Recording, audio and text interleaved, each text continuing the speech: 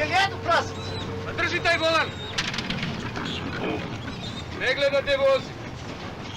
Pre 2 godine vozio on za opkladu 2 kilometra vezanih očiju i nigde nije ogrebao autobusa. Jeste vozio, da ne kažem šta. A nije? 2 kilometra vezanih očiju, majte molim. Nemojte da ga izazivate. Miško! Miško, jesi vozio 2 kilometra vezanih očiju? A? Jesam. Ne volim kad ljudi izmišljaju. Tata, on meni ne veruje.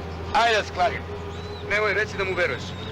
Neću da se kladim, ali ne mogu da verujem. Pa znate li vi koliko je 2 kilometra? Stani, zaustavi. Zaustavi.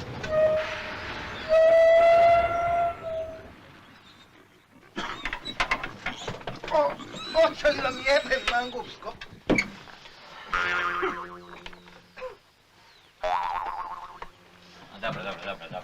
Dobro. Jel vidiš nešto kroz njega? Ne vidim. Šalio sam se, prijatelju, verujem. Ti mene i moga sina da nazivaš lažovima pred ovolikim svetom, jeli? Sad će da vidiš. Mi lažovi, jeli? Daj glavu.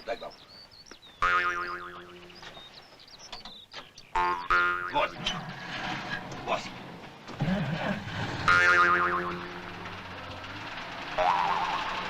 Nemoj, braco, molim! Svi ti verujemo. Verujem i ja.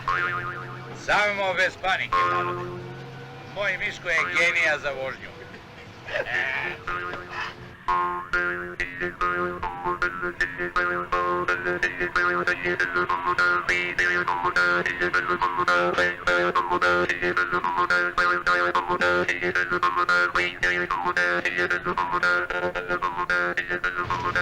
Recite mu da stane!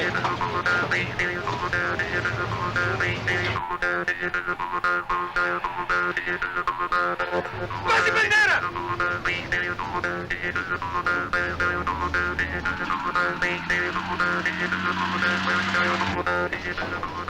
A pre 2 godine je i opet za opkladu vozio pola kilometra u Likvec.